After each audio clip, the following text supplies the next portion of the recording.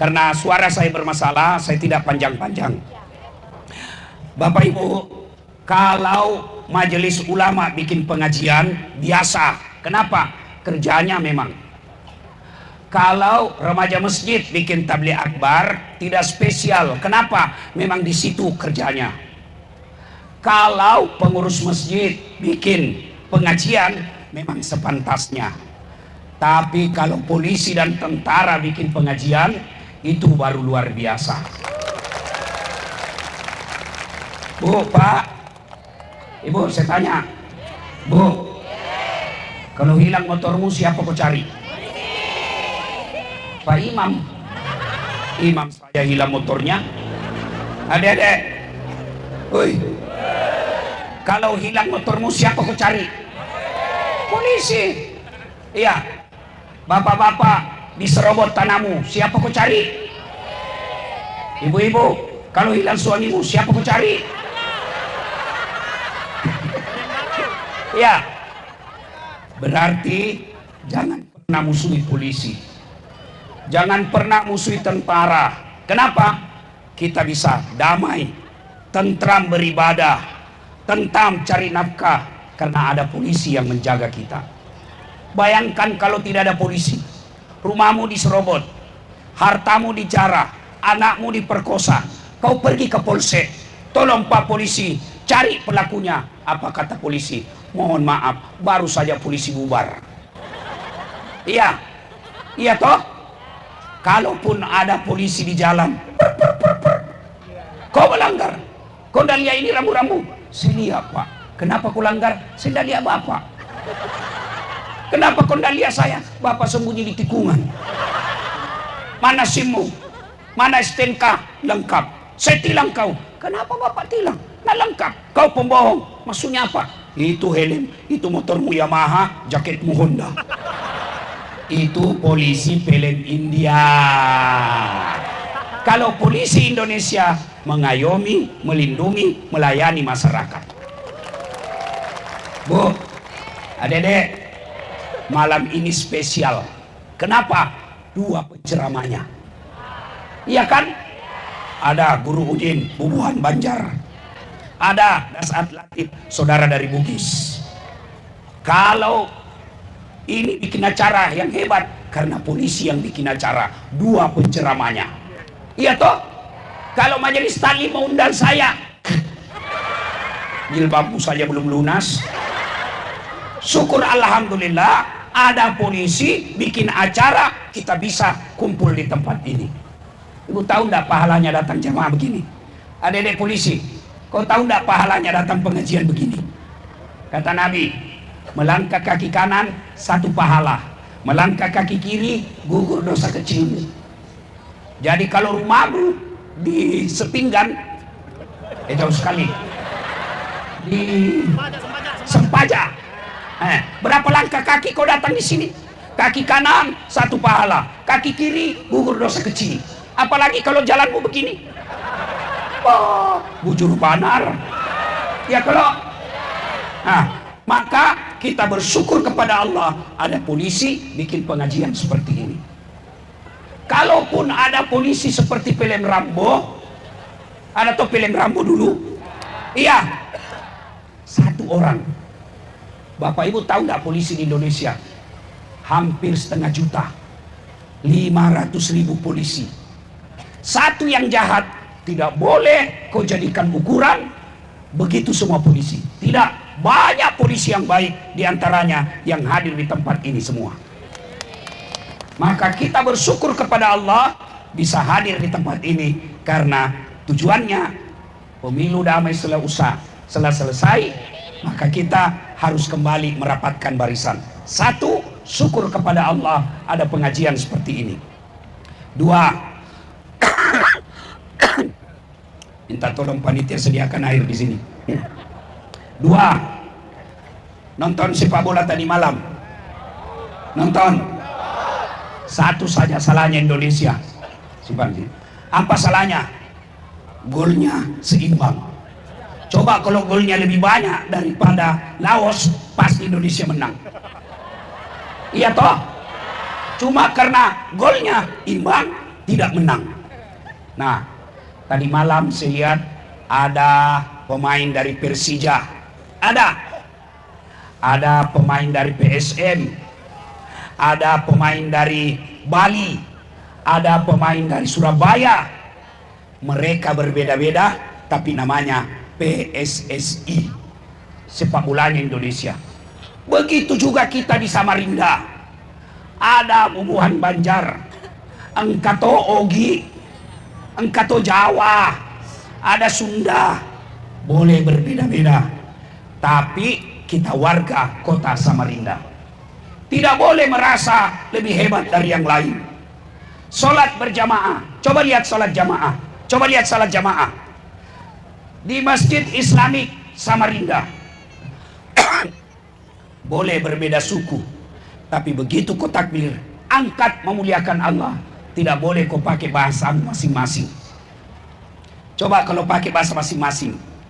Yang jadi imam keturunan Arab, dia takbir pakai bahasa Arab, Allahu Akbar. Makmum saudara kita dari Banjar, Allah ganal bujur. Ya toh? Datang lagi saudara kita orang Bugis, Pungalau Ta'ala Malopo. Ya, datang lagi saudara kita dari Kutai, Allah Bore Beneh. Ya kan? Datang saudara kita penjual nasi Padang, Allah nan gadang. Terakhir polisi dari Jakarta, dia takbir pakai bahasa anak gaul Jakarta, Allah gede amat gitu loh. Coba bayangkan, itu baru 5 suku. Itulah pentingnya persaudaraan. Coba lihat, masuk masjid, mau dari arah datangmu sama arahmu. Arahnya kemana? Kiblat. Yang dari kiri selatan kau arah ke barat, yang dari timur arah ke barat, yang dari utara arah ke barat, yang dari barat arah ke barat.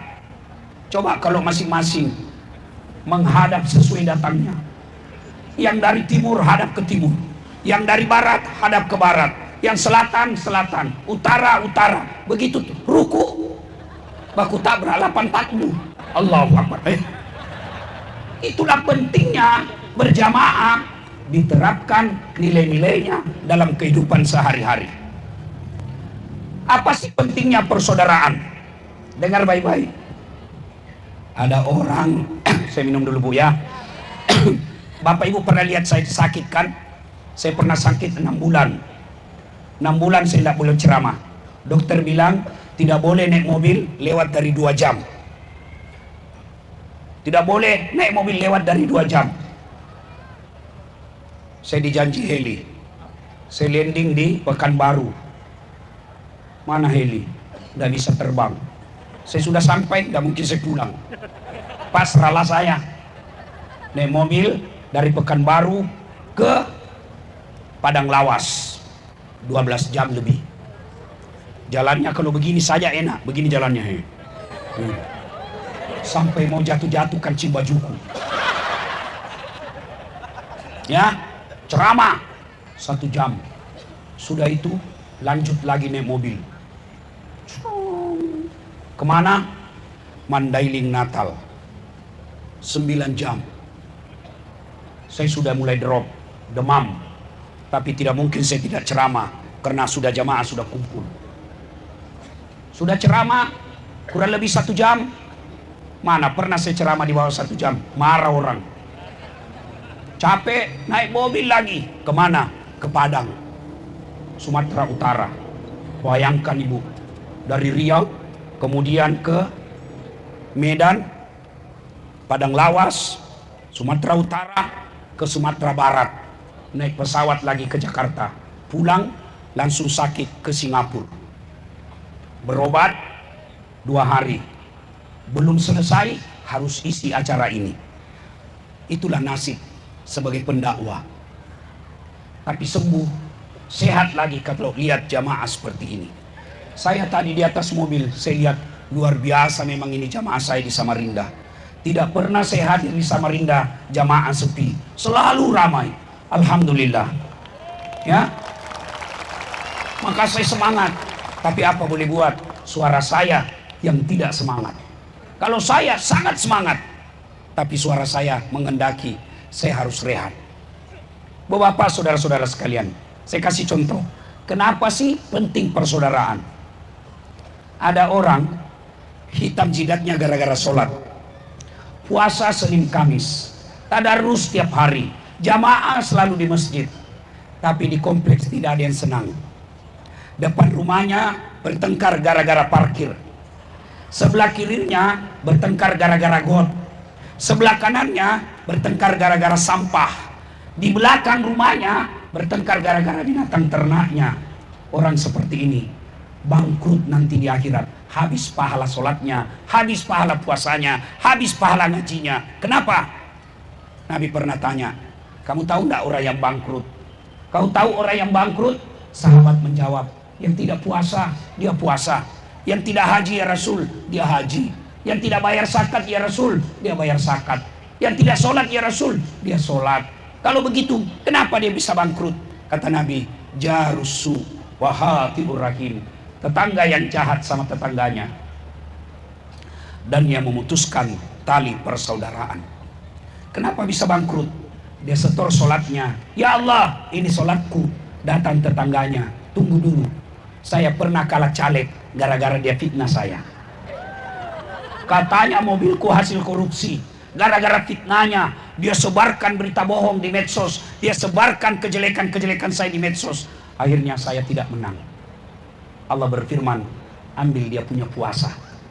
Habis puasanya, Bu, dia setor lagi hajinya. Ya Allah ini hajiku.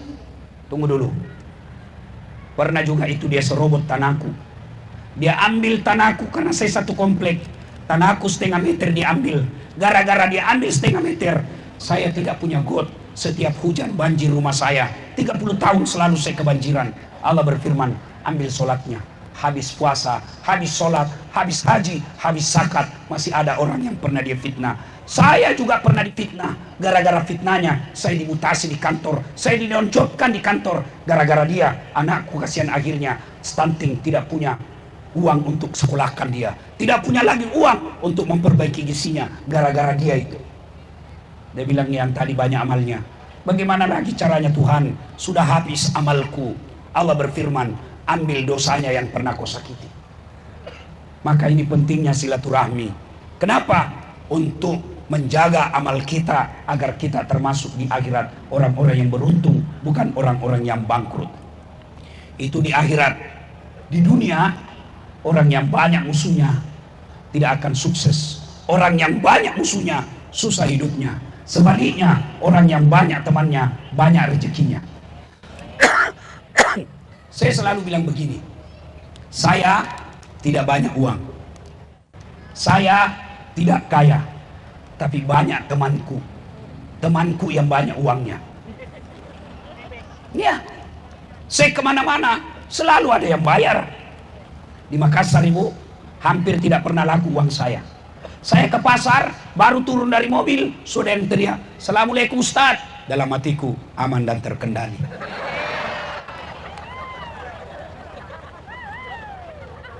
Ada yang isi udang, ada isi ikan, telur.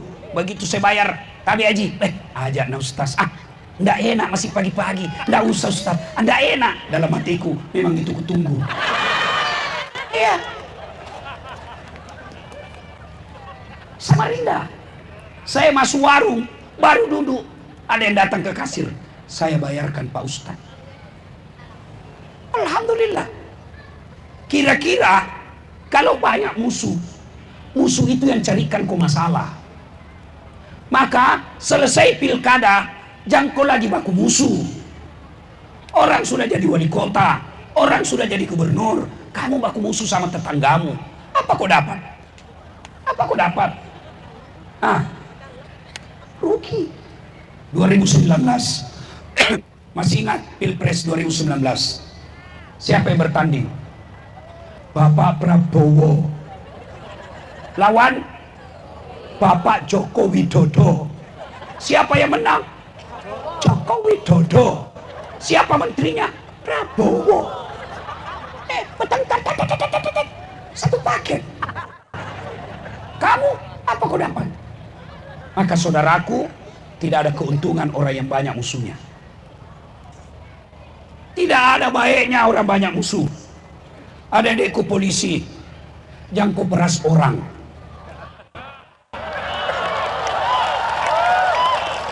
Ya, jadikan baju coklatmu amal. Ya,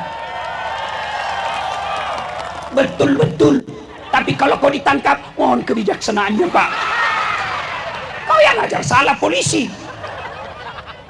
Namanya kantong. Selama dia menghadap ke atas, kau kasih uang, pasti diambil. Bu, ibu-ibu poluan. Saya baru pulang ceramah dari Los Angeles.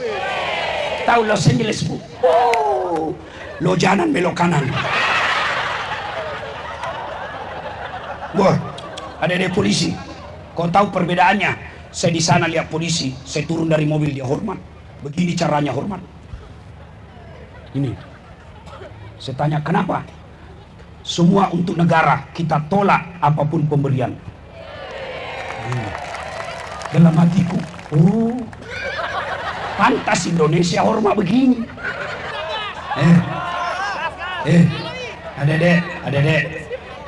Adekku polisi, saya cinta kalian karena Allah. Kalau saya tidak mau kalian masuk neraka. Kenapa? Karena saya bisa ceramah dari Sabang sampai Merauke, damai dan tentram, karena jasa polisi mengamankan kita.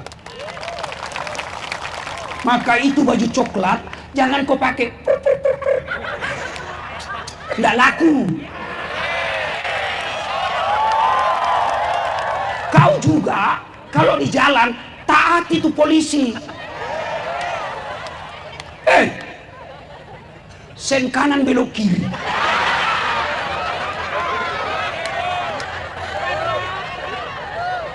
Pakai helm? Iya. Tidak dia pakai. Di mana simpan? Nah gantung.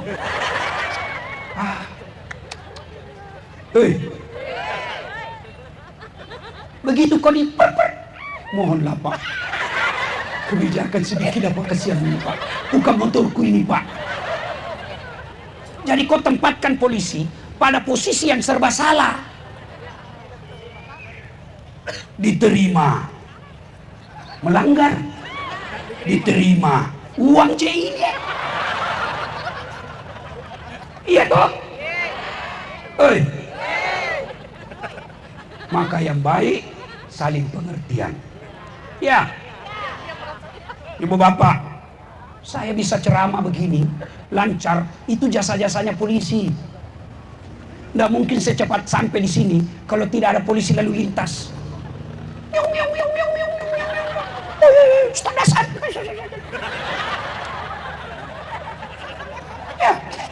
Ya, adekku polisi, ya, rugi kalian kalau polisi tidak memudahkan dirimu masuk surga.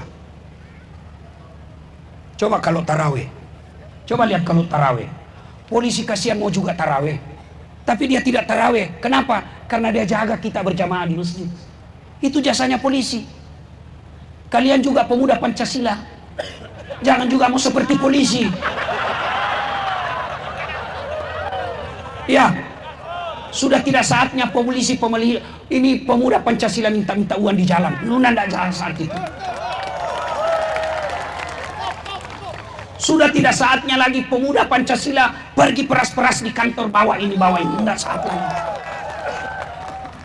Saatnya kalian bekerja sama sama polisi, bekerja sama sama tentara, bekerja sama sama masyarakat. Untuk apa? Memajukan kota Samarinda. Kalian masyarakat Kalimantan Timur keliru kalau tidak damai. Kami orang Sulawesi Selatan, lihat kasihan kampung saya, tidak ada batu bara, yang ada batu tawas. Ya, Masya Allah, saya lewat ini Pak, banyak natawa kurma di Kaltim. Masya Allah, tengok kanan pohon kurma, tengok kiri pohon kurma. Nah bilang kameraminku, bukan kurma itu Ustaz, sawit. Oh, saya kira kurma. Allah Karim, kaya Kaltim ini. Kalau saya lihat itu namanya Sungai Mahakam, saya berdiri di pinggirnya, Masya Allah, batu bara keluar masuk. Tapi kenapa masih banyak jalan di Kaltim jelek?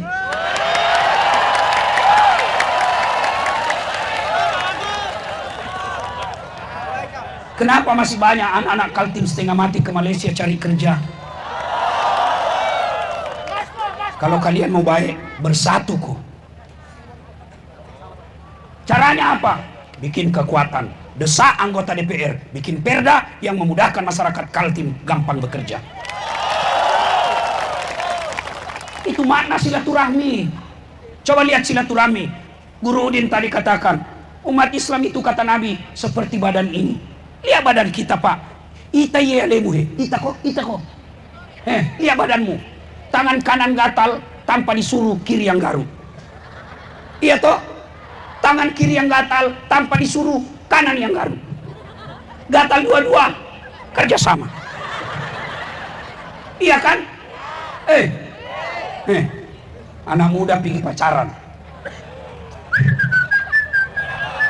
Bila kamu di sisiku, langsung tahan tuh kakinya.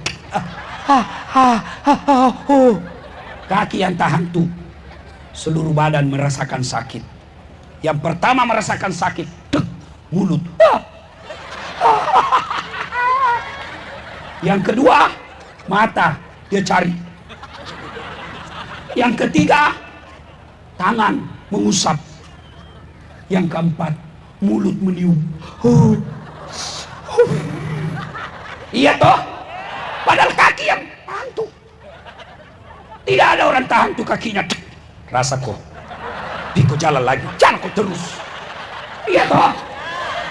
Begitu mestinya kita di Samarinda. Ada masyarakat miskin, anggota DPR pikirkan bagaimana ini masyarakat berhenti miskin. Ada masyarakat diserobot tanahnya sama perusahaan, bagaimana Kapolres pikirkan jalan keluarnya. Ada rakyat kecil digusur rumahnya padahal surat-suratnya beres, surat-suratnya lengkap. Pemuda Pancasila hadir membela rakyat. Bukan malah melindungi pengusaha yang salah. Ayo, tetanggamu sakit, kamu gotong royong obati. Caranya ada mobil bawa ke rumah sakit. Pelan-pelan teriak ibu. Coba suaraku seperti suaranya ibu. Ya, wa'tasimu bihablillahi jami'an wa la tafarraqu. Berpegang teguhlah engkau kepada tali persaudaraan agama Allah dan janganlah engkau bercerai-berai.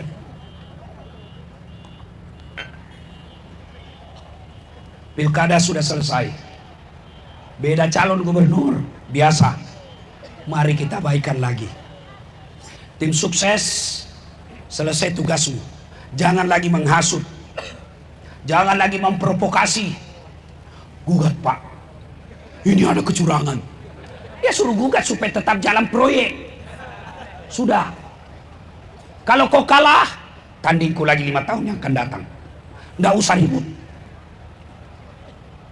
Bapak Prabowo 4 kali tanding baru jadi presiden. Oh, Allah tahu. Dan saat tidak usah kau jadi pejabat. Kalau kau jadi pejabat, setengah mati kau hormat. Datang Kapolres, siap komandan. Datang Kapolda, siapa jenderal. Datang Pak Gubernur, siapa gubernur. Datang presiden, siapa presiden. Allah katakan, saat kau jadi ulama, mereka semua yang hormat sama saya sekarang.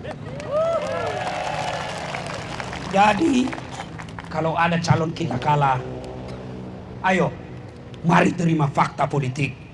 Ada curang, jangan menghasut masyarakat. Jalur hukum. Tapi saya rasa kalau itu dilakukan, habis lagi uang, panjang urusan, susah untuk menang. Lebih baik yang kurang suaranya datang yang menang. Selamat, saya dukung semua program kerjamu. Tapi kalau kau salah, saya orang pertama yang akan masalahkan. Baru begitu. Kalian yang menang, ingatkan, kalau menang, wajib kau tunaikan janjimu. Wajib. Apa artinya wajib? berdosa kalau tidak dilakukan. Kalau dia cuma janji-janji dan dia tidak laksanakan, itu disebut munafik. Dan ancaman orang munafik dalam Quran jelas, innal munafiqina fid darkil asfali minan nar. Sesungguhnya pembohong, pengumbar janji, dia tidak tepati janjinya, dia tidak laksanakan janji-janjinya, sesungguhnya kami kembalikan mereka dalam neraka, keraknya neraka dia tempati. Kalau orang lihat itu Pak, siksanya pemimpin di neraka, tidak ada orang mau jadi wali kota. Saya kan sebelum masuk proses pilkada, Nasdem datang ke rumah saya, minta saya maju, tapi saya tolak. Kenapa? Saya yakin lebih banyak masalah yang bisa muncul kalau saya di situ. Kenapa? Bukan ahliku di situ. Ahliku ceramah. Ceramah, mari, biar 3 jam saya tidak mundur. Tapi wali kota, gubernur, mohon maaf, kasih sama yang ahli. Ahli, kasih pekerjaannya, bisa mensejahterakan rakyat. Tapi sayang, banyak orang mau jadi wali kota, banyak orang mau jadi gubernur hanya karena modal duit, bukan otak. Kenapa begitu? Karena kau semua juga mau disogok.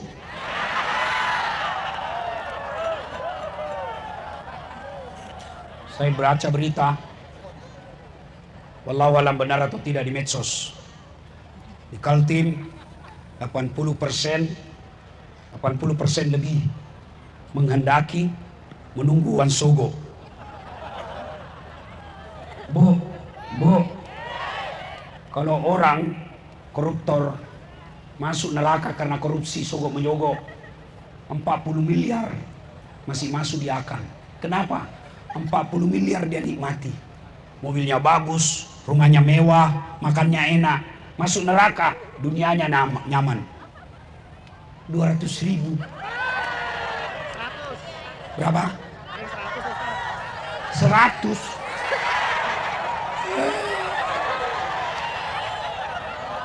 100.000 masuk neraka. Itu biasa tidak dilembek. Yuk, Ustaz, bagi mereka yang sudah terlanjur terima, tobat. Yang kedua, kasih kembali uangnya orang.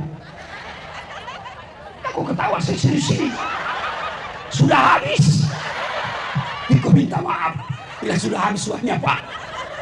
Apalagi kalau kau sudah janji, kau terima uangnya, lalu kau tidak coblos, 2 kali lipat dosa.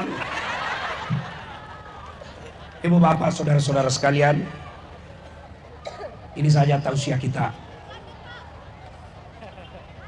Saya berharap selesai pelantikan, suara saya mudah-mudahan pulih lagi.